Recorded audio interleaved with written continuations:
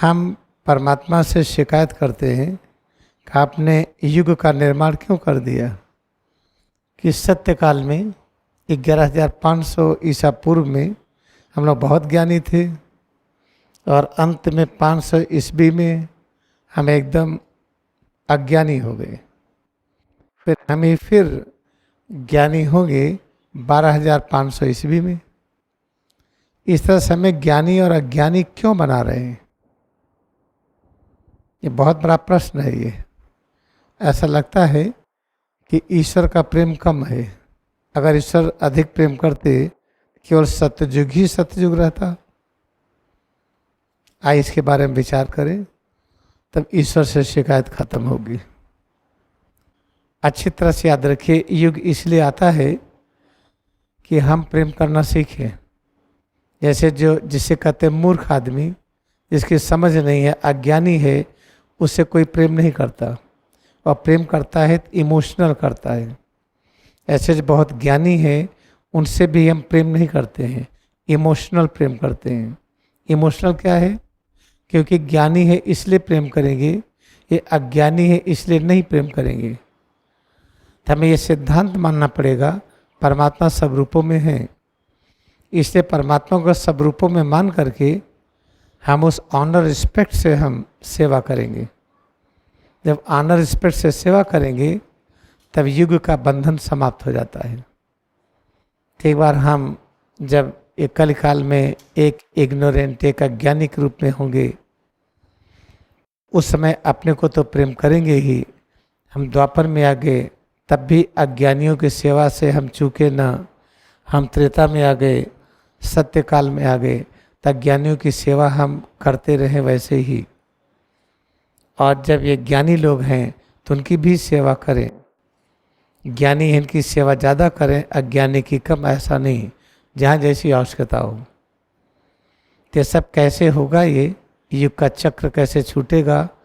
बस क्रिया युग ध्यान करते जाइए और कभी मत सोचिए कि एक दिन में होने वाला है या 4 दिन में होने वाला है, ये सब सोचिए ही मत। बस हम इसको करते जाएं। जैसे बहुत स्वादिष्ट खाना खाते हो तो मन करता होगा कितना खा लें।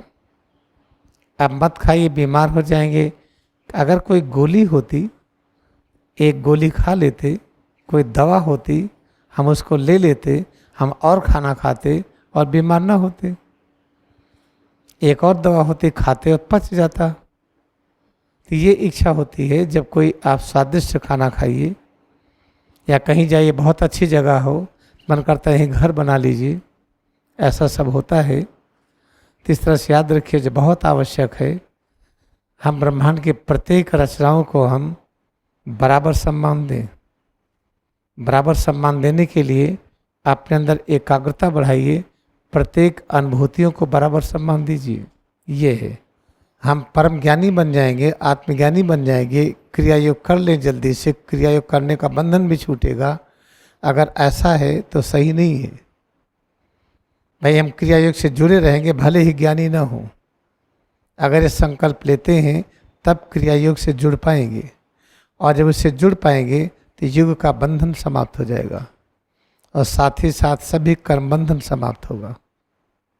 इसको याद रखिएगा।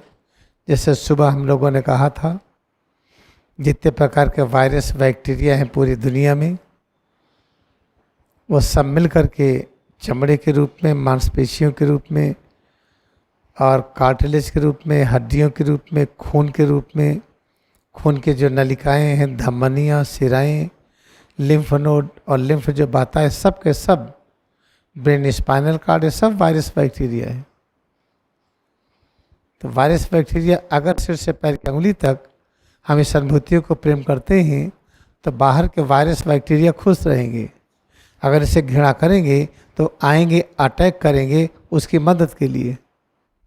जब बाहर से वायरस बैक्टीरिया आ करके अंदर के वायरस बैक्टीरिया का बचाव करेंगे तब दिक्कत होगी।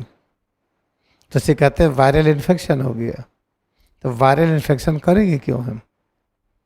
जब सिर से पैर की उंगली तक ये वायरस बैक्टीरिया का घनीभूत रूप है, और यही हम ही नहीं, सारे अणु परमाणु वनस्पति जगत, जंतु जगत, पूरी रचना, पहाड़, नदी, समुद्र, ये सब वायरस बैक्टीरिया के ही रूप हैं। ये वायरस बैक्टीरिया हम इसको नहीं मानते हैं, हम कहते हैं एनर्जी के रूप है। चलो ये भी सही है भाई, एनर्जी वायरस बैक्टीरिया हो गई, वायरस बैक्टीरिया सब रूपों में हो गए। इसलिए पैर की उंगली से सिर तक हर परिवर्तनों को स्वागत करने पर, स्वीकार करने पर युग का बंधन भी खत्म हो जाता है। वायरस बैक्टीरिया का जो अटैक है ये भी बंद हो जाता है। जैसे किसी घर में झगड़ा ना हो तो कोई बाहर से आकर के घर में इंटरफियर नहीं करेगा, छुड़ाने का काम नहीं करेगा। अब घर में मर्डर, हत्याएं हो रही है, बाहर के लोग कूद पड़ेंगे, पुलिस बुलाई जाएगी, आदि आदि होगा। ऐसे अगर अपने अंदर हम अनुभूतियों से घृणा करते हैं तो अंदर के वायरस बैक्टीरिया पर घृणा का एक प्रभाव पड़ रहा है, उनकी दुर्दशा हो रही है, तो बाहर से बैक्टीरिया वायरस दौड़ते हैं उसकी रक्षा के लिए। इसलिए एक ही अभ्यास करने में कि सिर से पैर की उंगली तक सभी प्रकार के परिवर्तनों का स्वागत करिए, हमारा युग का बंधन भी समाप्त हो जाता है, शारीरिक बीमारियां, मानसिक चिंता भी दूर हो जाती है, अज्ञानता से भी मुक्त हो जाते हैं। हम फिर से इसको अच्छी तरह से सुन लें, पूरे लगन से अभ्यास करिए।